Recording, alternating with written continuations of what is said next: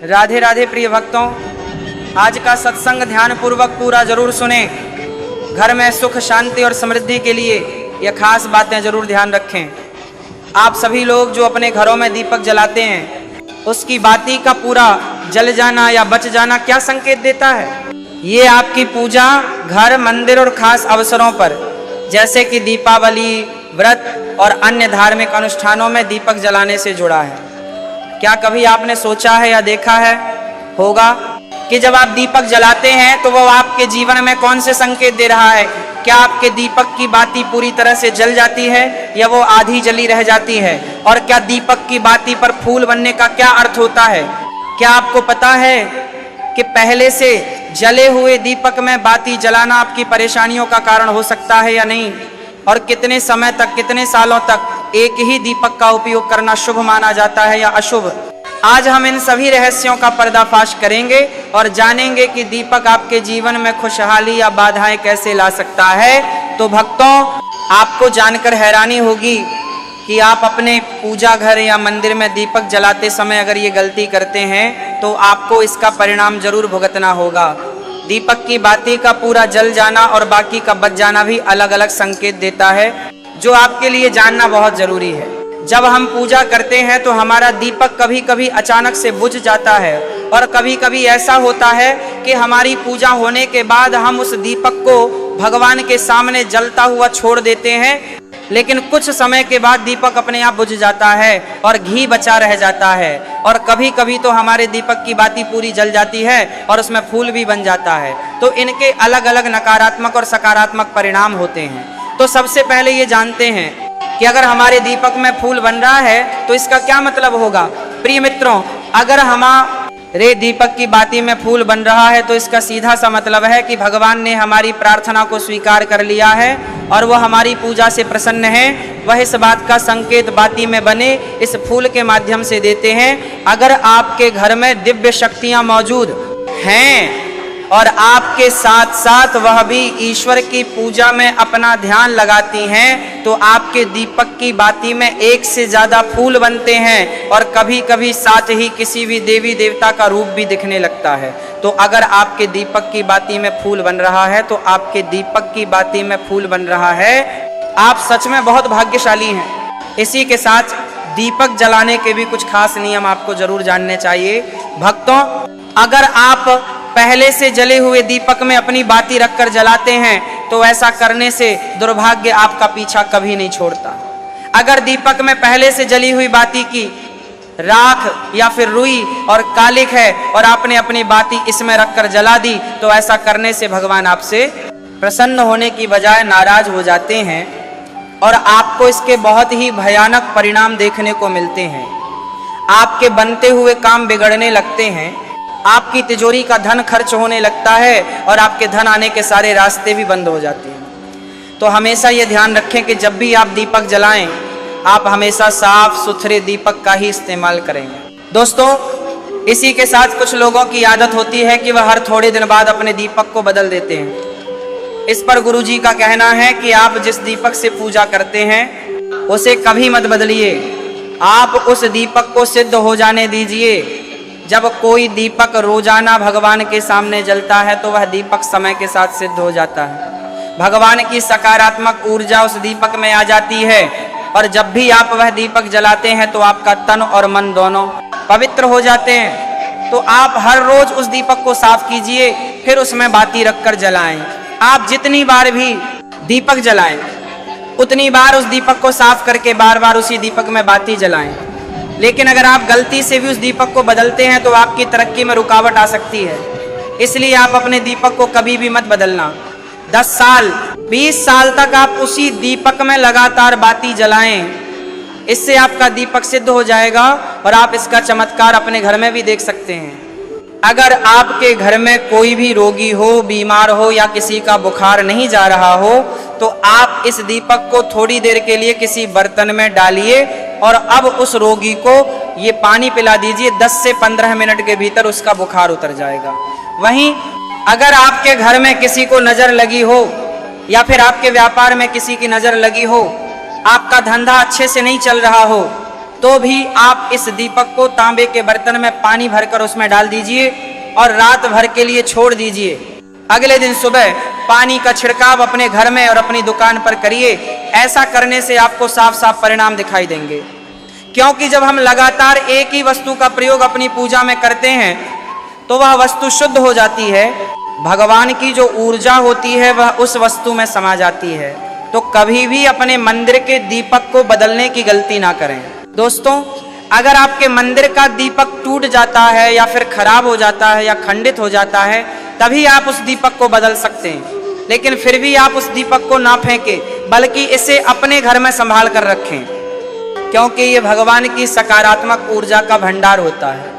वहीं अब आपको ये भी बता देते हैं कि अगर आपके दीपक की बाती पूरी नहीं जलती है और आपके दीपक में घी बच जाता है तो इसका क्या परिणाम होता है। सबसे पहले ये देखिए कि अगर आप किसी भी पेड़ पौधे की पूजा कर रहे हैं और पूजा में जलाया हुआ दीपक पूरा नहीं जलता या फिर उसमें घी बच जाता है, तो इससे आप के घर में बीमारियां घर बना लेती हैं और ये बीमारी कभी भी आपका पीछा नहीं छोड़ेगी। तो जब भी आप किसी भी पेड़ पौधे या मंदिर के बाहर किसी भी स्थान पर पूजा करें तो ये ध्यान रखें कि उसकी बाती पूरी जले और उसमें घी बचा हुआ ना हो, क्योंकि ये आपकी अच्छी सेहत के लिए बहुत ही अच्छा प्रभाव देगा।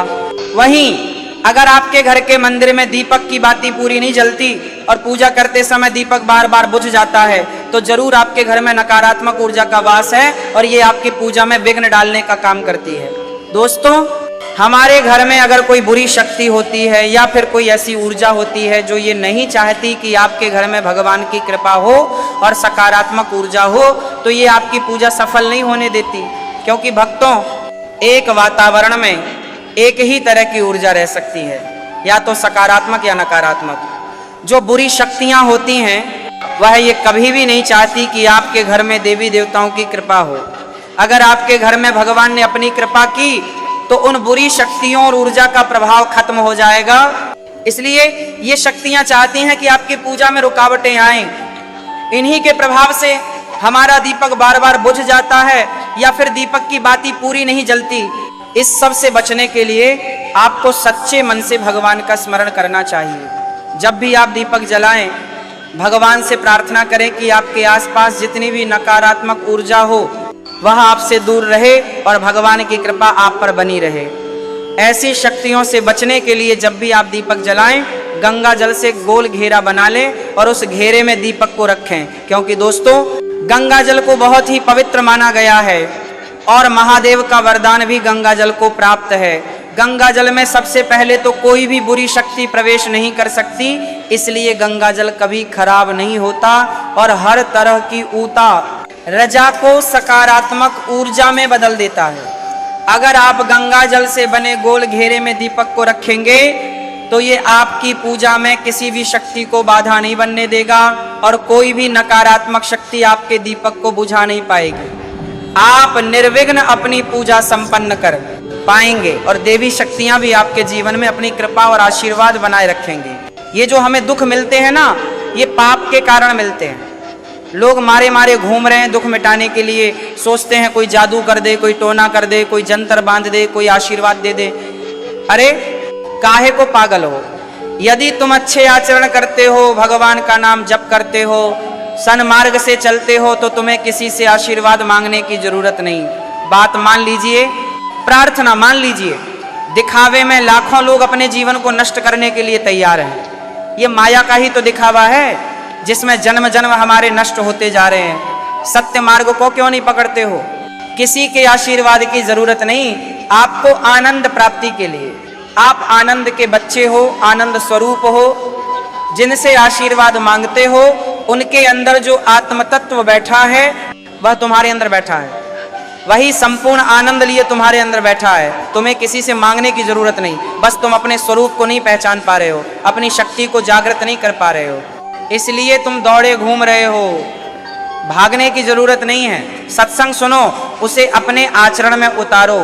ये बात आप कागज में लिख लो चाहे दिमाग में लिख लो। जब तक आपके आचरण शुद्ध नहीं होंगे, जब तक आप भजन नहीं करोगे, जब तक आप दूसरों को सुख नहीं दोगे, मन वचन कर्म से किसी को भी दुख नहीं पहुंचाओगे, तब तक आप भाग्यवान नहीं बन सकते। यहाँ से लेकर ब्रह्मलोक तक अगर आपको सुख मिल जाए तो बता देना, अरे ब्रह्मलोक पर्यंत भी सुख मिलने वाला नहीं है। अर्जुन, यहाँ सुख मिलने वाला है, अरे ब्रह्मस्तंभ पर्यंत भी सारा माया जगत है, यहाँ सुख मिलने वाला है। अगर सुख चाहिए, सिंधु जैसा सुख चाहिए, तो भगवान का भजन करो।